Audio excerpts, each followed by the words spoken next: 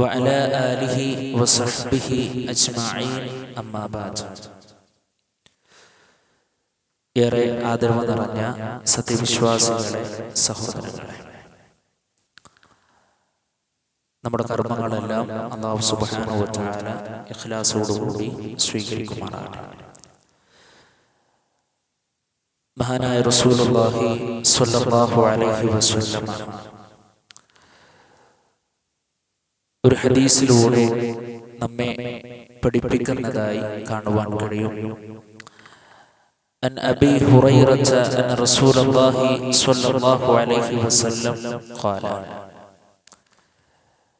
പ്രവാചകൻ സല്ലല്ലാഹു അലൈഹി വസല്ലമ പറഞ്ഞു, കുല്ലു ഉമ്മത്തി യദ്ഖുലൂനൽ ജന്ന ഇല്ലാ മൻ അബാ.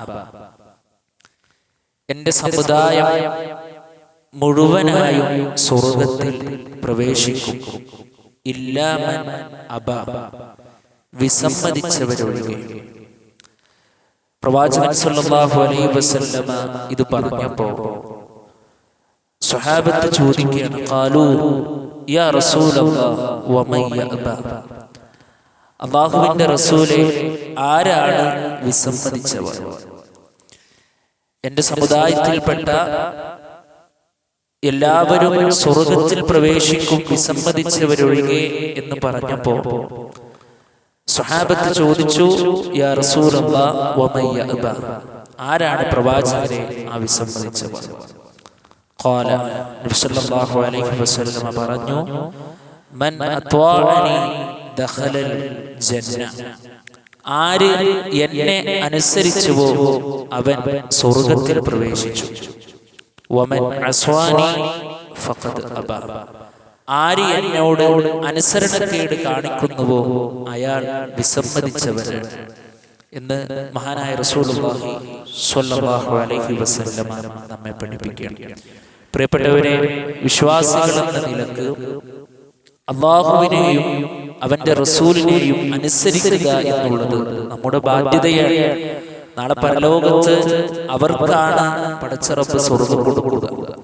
എന്നാൽ ഒരു മനുഷ്യൻ പറയുന്നു, ഞാൻ ഖുർആനിനെ കൃത്യമായി അംഗീകരിക്കാം, പരിശുദ്ധ ഖുർആൻ ഞാൻ പഠിക്കാം, ഹദീസിനോടൊന്നും എനിക്ക് അത്ര വലിയ താല്പര്യമില്ല എന്ന് പറഞ്ഞാലോ, എങ്കിലും അയാളിൽ നിന്ന് വരുന്നത് വലിയ അബദ്ധമാണ്.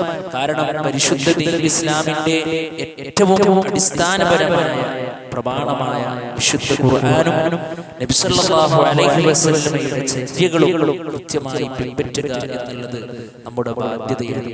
അതിനാൽ ഓരോ മേഖലകളിലും അല്ലാഹുവിന്റെ റസൂൽ സ്വല്ലല്ലാഹു അലൈഹി വസല്ലമയെ അനുസരിച്ച് അനുധാവനം ചെയ്ത് പ്രവാചകൻ സ്വല്ലല്ലാഹു അലൈഹി വസല്ലമ എങ്ങനെ നമസ്കരിച്ചുവോ അതുപോലെ പ്രവാചകൻ സ്വല്ലല്ലാഹു അലൈഹി വസല്ലമ ഏതൊക്കെ മേഖലകളിൽ എന്തൊക്കെ അധ്യാപനങ്ങൾ നമ്മളോട് പറഞ്ഞിട്ടുണ്ടോ അതുപോലെ ചെയ്തുകൊണ്ട് ആ പ്രവാചകൻ സ്വല്ലല്ലാഹു അലൈഹി വസല്ലമയെ അനുസരിച്ചുകൊണ്ട് അല്ലാഹുവിന് ഇഷ്ടപ്പെട്ട അടിമകളാകാൻ നമ്മൾ ഓരോരുത്തരും ശ്രമിക്കുക.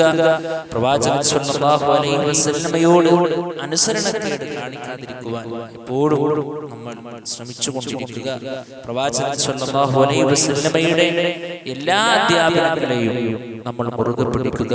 അല്ലാഹു സുബ്ഹാനഹു വ തആല നമുക്കെല്ലാവർക്കും അതിന് തൗഫീഖ് നൽകി നമ്മെ അനുഗ്രഹിക്കുമാറാകട്ടെ.